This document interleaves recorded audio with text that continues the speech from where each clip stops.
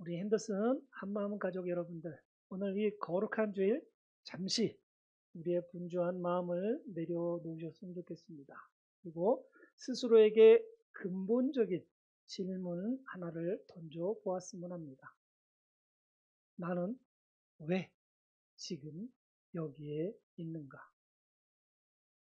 나는 왜 이 세상에 태어났는가?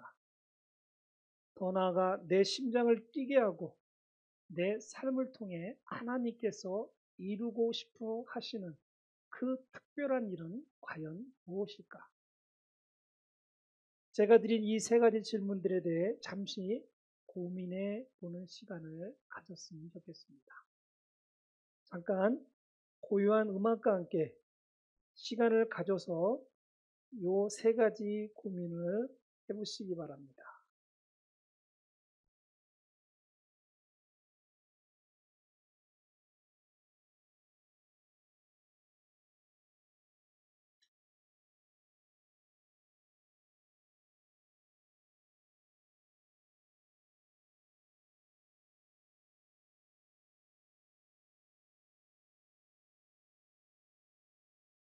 소리가 안 나네.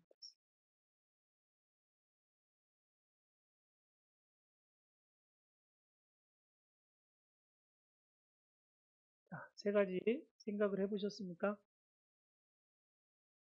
교회를 다니면서 성도님들 이러한 유형의 질문들을 스스로에게 진지하게 고민해 보신 적이 있으십니까? 아마도 나는 왜 이 세상에 태어났는가에 대해서는 청소년기나 청년 때 많이들 생각해 보셨을 겁니다. 그러나 시간이 흘러 바쁘게 살면서 어느덧 잊혀진 질문이 되었을 것입니다. 지금 생각하신 결과들을 마음속에 새기고 오늘의 말씀을 경청해 주시기 바랍니다. 성도님들의 결과 안에 성도님들의 사명이 있는 것을 찾기를 바라는 마음이 있습니다. 현대는 목적을 추구하며 살아가는 것이 곧 삶의 모든 것이 되어버린 시대입니다. 학생들은 더 좋은 대학이라는 목적을 위해 잠을 줄이고 직장인들은 승진과 성공이라는 목적을 위해 건강을 바칩니다. 우리는 평생에 걸쳐 무언가를 성취하기 위해 무한궤도를 끝없이 달려가고 있습니다. 하지만 그토록 원하던 목적지에 도달했을 때 우리는 종종 깊은 허무와 공허에 마주할 수도 있습니다. 치열한 경쟁을 뚫고 원하는 기업에 입사했지만 매일 반복되는 업무 속에서 이것이 정말 내 삶의 전부인가 회의감에 빠지는 사람들의 모습을 쉽게 찾아볼 수 있습니다. 평생 가족을 위해 헌신하고 자녀들을 모두 출가시킨 후 텅 빈 집안에서 자신의 정체성을 잃고 방황하는 부모들의 모습도 볼 수 있습니다. 정상에 올랐지만 그곳에는 더 오를 곳이 없다는 공허함과 고독만이 기다리고 있는 것을 경험할 수도 있을 것입니다. 결국 사람은 목표에 도달하더라도 자신이 꿈꿔왔던 만족감은 찾을 수 없다는 것입니다. 이것은 단지 감상적인 이야기가 아닙니다. 하나님의 목적과 분리된 인간의 목적이 다를 수밖에 없는 필연적인 종착역입니다. 지금 이 순간에도 지금까지 살아오는 삶을 되살아보며 공허함과 고독만을 느끼신다면 하나님과의 거리가 먼 신앙일 수 있습니다. 오늘 말씀은 단순히 새로운 취미를 찾거나 더 나은 경력을 설계하는 법에 대한 이야기가 아닙니다. 오늘 우리는 우리의 존재 자체를 하나님의 영원하고 거대한 목적에 연결시키는 우리 삶의 모든 것을 바꾸어 놓을 놀라운 진리에 대해 이야기하고자 하는 것입니다. 그것은 바로 하나님께서 저와 성도님들, 우리 각자를 향한 놀라운 사명을 가지고 계시며 그것을 기쁨으로 받아들이는 것이야말로 가장 의미 있고 가장 안전하며 가장 복된 삶의 시작이라는 사실입니다. 오늘 말씀 안에서 성도님들의 마음속에 무엇이 들려오는지 귀 기울여 주셨으면 좋겠습니다. 첫째, 우리는 우연이 아닌 사명을 위해 창조되었습니다. 우리의 존재는 우연의 산물이 아닙니다. 우리는 빅뱅의 먼지 속에서 어쩌다 생겨난 존재가 아닙니다. 어쨌든 간에 이러한 진화론은 하나님이 친히 창조하신 인간을 그저 어정쩡한 하나의 생물로 전락시켰습니다. 이러한 상황은 현실 세계에서 생명의 가치를 경시하게 만들었고 하나님의 십계명을 땅에 떨어뜨려 살인, 폭력, 도덕적 타락을 부추겼습니다. 결국 우리는 선과 악조차 분별하기 어려운 시대에 직면하게 되었습니다. 목소리 큰 사람, 돈이 많은 사람, 권력 있는 사람의 주장이 곧 선인 이 시대를 우리는 끌려다니고 있습니다. 오늘의 본절은 우리의 정체성을 우주적인 선언으로 확증하는 말씀입니다.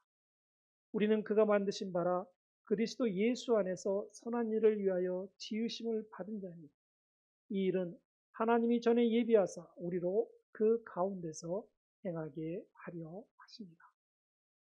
이 말씀 속 만드신 바라는 헬라어 단어는 포이에마입니다. 우리가 사용하는 시라는 단어가 여기에서 나왔습니다. 저와 성도님들은 하나님께서 직접 쓰신 한 편의 시이며 그분의 손으로 빚으신 걸작품이라는 것입니다.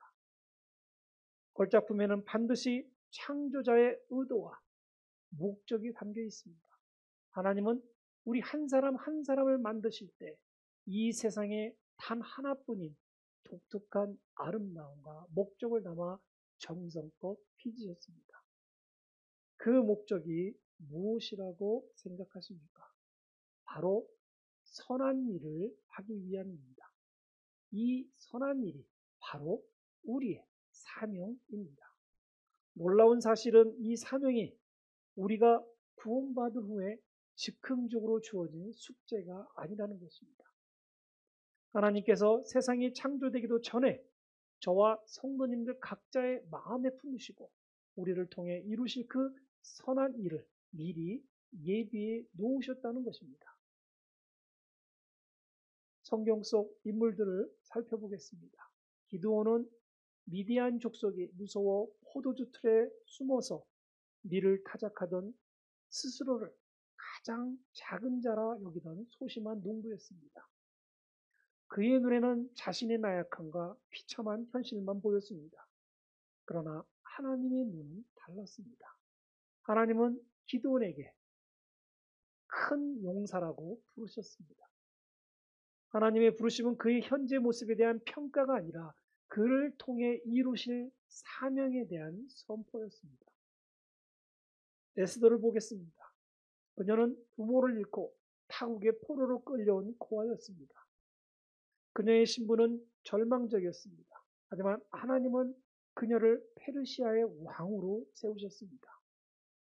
민족이 몰살당할 위기에 처했을 때 그녀의 사촌 모드르게는 그녀에게 이렇게 말합니다.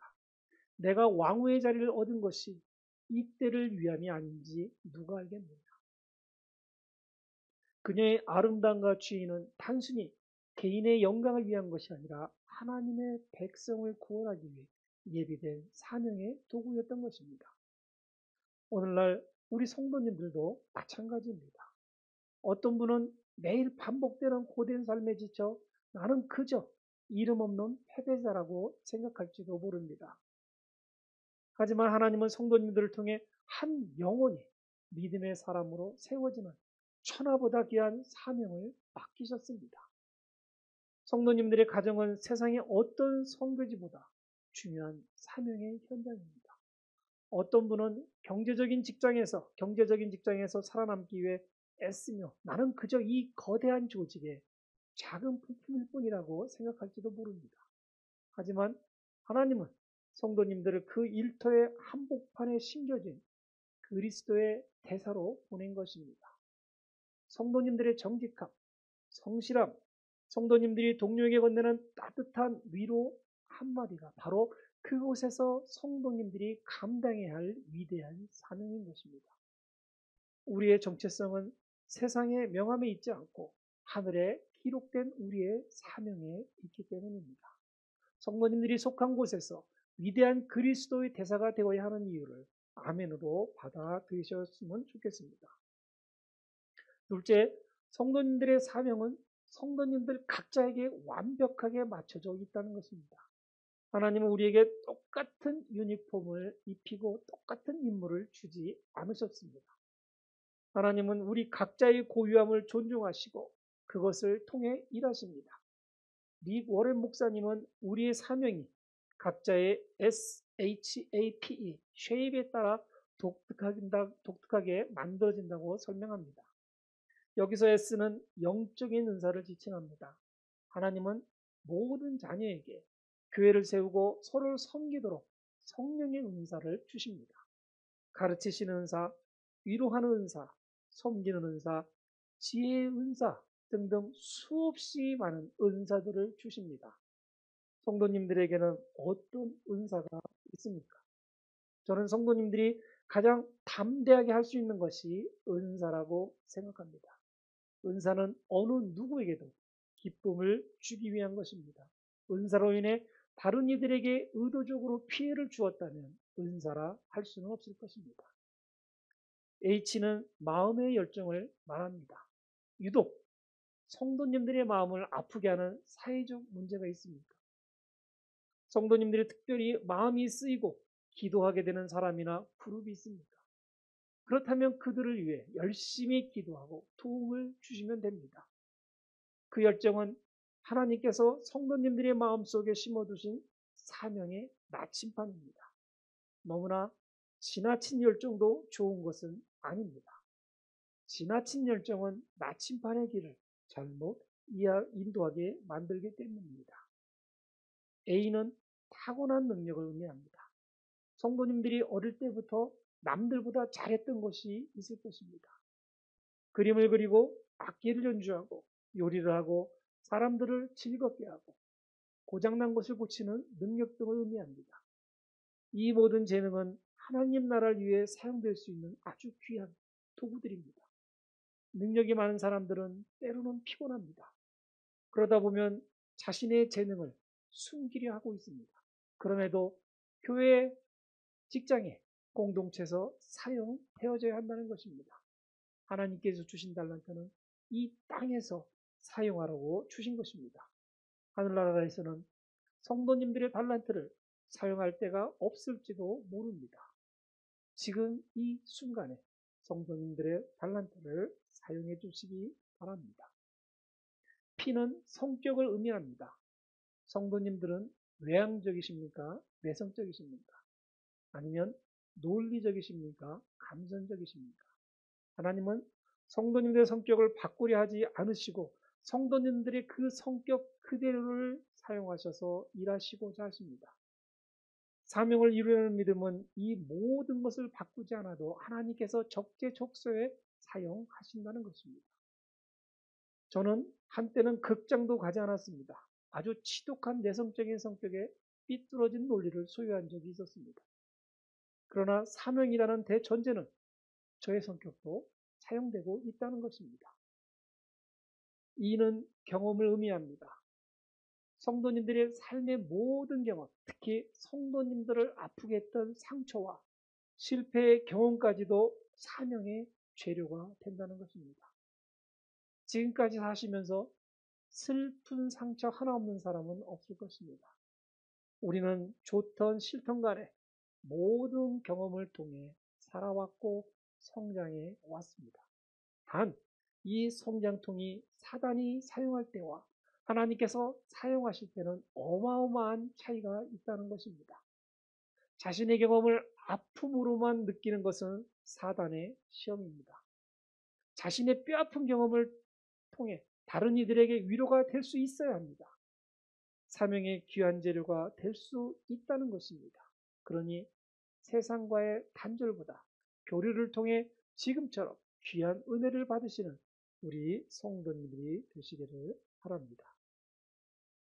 요셉이 겪은 13년간의 고난한 삶을 생각해 보도록 하시겠습니다.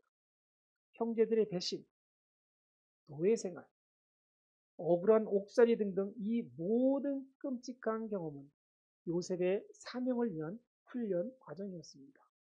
그는 보디발의 집에서 집사로 일하며 행정 능력을 배웠고 감옥에서 다른 죄수들을 돌보며 리더십을 키웠습니다. 그의 가장 큰 고통의 시간은 훗날 애굽의 총리가 되어 수많은 생명을 구원하는 위대한 사명을 감당하기 위한 하나님의 완벽한 준비 기간이 되었습니다. 예수님의 수제자 베드로를 보십시오. 그는 다혈질의 충동적인 성격의 소유자였습니다. 그리고 예수님을 3번이나 부인하는 치명적인 실패를 경험했습니다. 인간적으로 보면 그는 리더의 자격이 없는 사람이었습니다.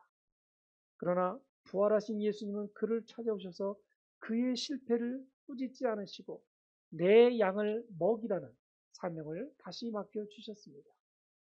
그의 처절한 실패의 경험은 그를 겸손하게 만들었고 다른 연약한 성도들을 누구보다 깊이 이해하고 품어주는 목회자로 만들었습니다. 그의 가장 큰 수치는 그의 사역의 가장 큰 자양분이 되었다는 것입니다. 성도님들의 과거를 부끄러워하실 필요가 없습니다. 성도님들의 연약함을 숨기지 마시기 바랍니다. 성도님들의 상처와 실패, 성도님들의 독특한 성격과 재능, 그 모든 것이 바로 성도님들의 사명을 위해 하나님께서 정교하게 엮어놓으신 하나님의 이야기인 것입니다. 성도님들의 가장 큰 약점이 하나님 손에 붙들릴 때 가장 위대한 사역의 통로로 변화시키는 성도님들이 되실 것입니다. 셋째, 사명을 받아들이는 것은 선택이며 믿음의 문제라는 것입니다. 하나님께서는 우리 각자를 위한 완벽한 사명을 예비해 놓으셨다 해도 그 사명이 자동으로 시작되지는 않습니다. 하나님은 인격적인 분이시기에 우리를 로봇처럼 조종하지 않으십니다. 그분은 우리를 부르시고 우리가 그 부르심에 응답하시기를 기다릴 뿐입니다. 사명을 받아들이는 것은 전적으로 우리의 선택이며 믿음의 결단입니다. 출애굽기 3장과 4장에 나오는 모세의 모습을 자세히 들여다보십시오. 하나님께서 떨기나무 불꽃 가운데서 그에게 내 백성을 바로의 손에서 구원하라는 거대한 사명을 주셨을 때 모세는 무려 5가지 변명을 늘어놓습니다. 이때마다 하나님은 반박할 수 없는 즉답을 주십니다. 모세의 대표적인 변명은 내가 그들에게 누구라고 말해야 합니까? 모세는 권위의 부족함을 느꼈습니다. 이에 하나님께서 답하십니다. 나는 스스로 있는 자입니다. 너희 권위가 아닌 나의 하나님의 이름 권위로 가라고 하십니다. 또한 모세는 그들이 나를 믿지 않을 것입니다라며 거절에 대한 두려움을 피력합니다. 이에 하나님께서 답하십니다. 지팡이가 뱀이 되고 손에 나병이 생겼다 낳는 기적을 보여주십니다. 내가 너에게 능력을 주겠다. 그럼에도 모세는 나는 본래 말을 잘 못합니다라며 자신의 능력의 부족을 여전히 주장합니다. 이에 하나님께서 답하십니다. 누가 사람의 입을 지었느냐? 내가 내 입과 함께 있어서 할 말을 가르치리라. 즉 너의 약점을 하나님께서 채워주시겠다고 약속까지 하십니다. 이쯤 되면 하나님 말씀대로 하겠습니다라고 할 만도 한데 모세는 주여 보낼 만한 자를 보내소서 하며 하나님께 거부 의사를 다시 표명합니다. 성도님들은 지금 모세의 변명을 어떻게 듣고 계십니까? 이해하시겠습니까? 이해를 못 하시겠습니까? 아니면 참 모세도 대단하다 하시겠습니까? 모세의 변명들은 겸손이 아닌 불순종이라는 것입니다. 그럼에도 불순종하는 모세에게 하나님은 모세의 형 아론을 붙여주시며 끝까지 모세를 포기하지 않으십니다. 누가 고집이 세다고는 할 수 없지만 하나님은 끝까지 모세의 사명에 힘을 실어주셨습니다. 내가 반드시 너와 함께 있으리라. 하나님은 모세가 어떤 사람이었고 어떠한 것을 가진 것에 대하여 내가 누구인지는 중요하지 않다라고 하시는 겁니다. 나 여호와 하나님이 너와 함께하는 것이 중요하다는 말씀을 하고 계시는 것입니다. 결국 모세는 하나님의 말씀에 순종하게 됩니다. 이 모세의 변명 목록이 바로 오늘날 우리 성도님들의 변명 목록이라 생각할 수 있습니다. 하나님, 저는 자격이 없습니다. 저는 가진 것이 없습니다. 사람들이 저를 비웃을 겁니다.